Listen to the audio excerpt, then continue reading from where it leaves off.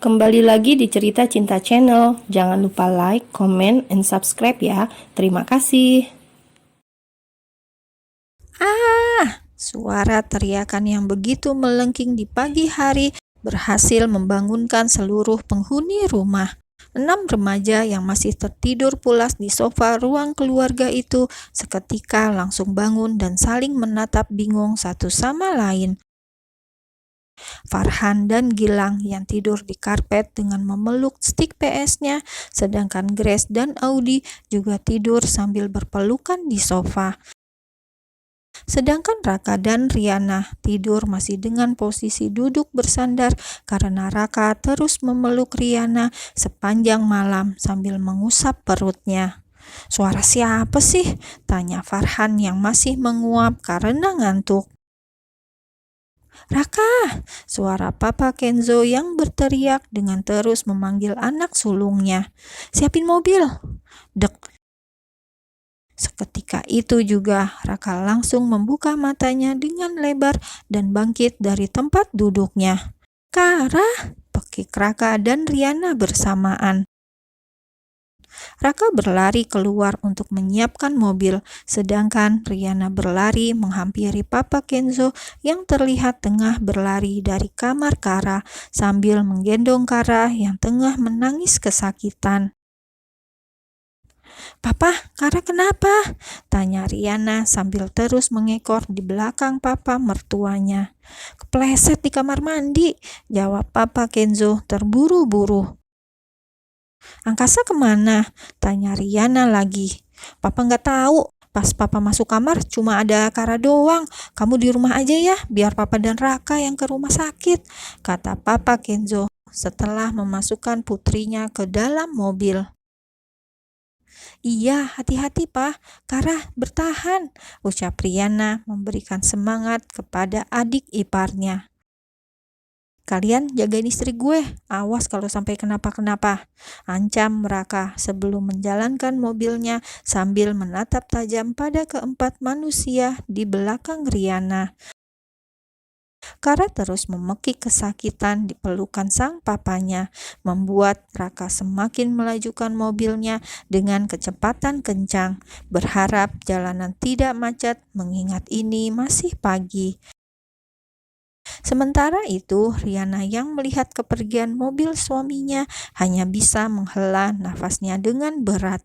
Ia berharap Kara dan anaknya akan baik-baik saja. "Om Kenzo makin ganteng banget kalau lagi panik begitu, mana cuma pakai kolor doang lagi. Ya Allah nak, kenapa dia harus jadi mertua lo sih?" celetuk Grace yang sejak tadi hanya fokus terhadap mertua Riana saja. "Astaga Grace, lo dari tadi ngeliatin kolor bokap gue doang?" tanya Riana menatap tak percaya kepada sahabatnya.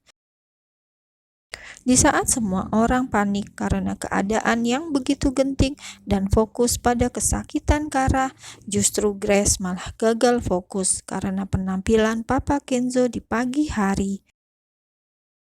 Ya memang pagi itu Papa Kenzo hanya mengenakan celana pendek di atas lutut dengan kaos putih polos yang begitu tipis tanpa singlet dalam, hingga membuat siapa saja yang melihatnya pasti akan tergoda. Terlebih dengan gaya rambut acak-acakan khas bangun tidur, membuat Grace semakin kagum dan jatuh cinta kepada ayah dari mantan pacarnya. Salah, Grace tahu itu, bahwa perasaannya salah, namun biarlah ia mengagumi saja tanpa bisa memiliki, setidaknya sampai dirinya menemukan belahan jiwa yang mirip seperti Om Kenzo. Walaupun tidak akan pernah ada yang benar-benar mirip seperti itu, namun setidaknya hampir mirip juga tidak apa. Yang penting dia tampan, dewasa, dan kaya. Begitulah kriteria Grace. Jangan lupa, dewasa yang dimaksud Grace itu yang umurnya minimal 10 tahun di atasnya. "Vitamin pagi nak," jawab Grace terkekeh. Lalu ia segera merangkul Riana untuk masuk ke dalam rumah. "Temen lo bener-bener ajaib nak," Otaknya udah terkontaminasi sama om-om, cibir Audi menggelengkan kepalanya. Mana om-omnya punya istri, gua tawarin om-om di belakang salon gue, gak mau, dia om-om single, imbuh Audi terkekeh. Anjir Audi, gue masih normal, ya kali gue kawin sama kucing, cetus Grace dengan kesal. Lagian mana berasa mungil begitu. Apanya woi? Pakik Riana dan Audi bersamaan dan langsung menghentikan langkah kakinya. Keduanya kompak menatap tajam pada Grace yang mana justru membuat gadis itu semakin tergelak. Kalau aja istrinya Om Kenzo bukan Tante Naura, beneran deh udah gue tikung. Gak peduli dia bokap mantan gue, tapi sayang yang jadi istri dia Tante Naura. Jelas aja gue bakal kalah sebelum menikung, gumam Grace dalam hatinya sambil memanyunkan bibir. Ada apa sih? Masih pagi udah heboh, tanya seorang laki-laki yang sepertinya baru saja terbangun dari tidurnya. Kara kepleset di kamar mandi katanya. Bruk. Seketika itu juga ia yang masih berjalan santai di tangga seketika langsung terpeleset dan hampir terjatuh kalau saja ia tidak sigap berpegangan sisi tangga. Kok bisa? Tanyanya terkejut. Ya nggak tahu, tadi makanya pada panik karena Kara pendarahan. Tapi sekarang udah dibawa sama papa sama Raka ke rumah sakit, jawab Riana lagi yang hanya bisa menggelengkan kepala saat melihat saudara kembarnya masih begitu khawatir pada mantan kekasihnya. Suaminya kemana? Kenapa hanya Om Kenzo dan Raka?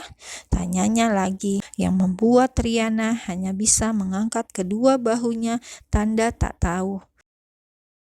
Ya, laki-laki itu adalah Rian. Di saat semua orang tidur di lantai bawah, semalam saat ia pulang, ia langsung menuju kamarnya yang sudah ada di lantai 2.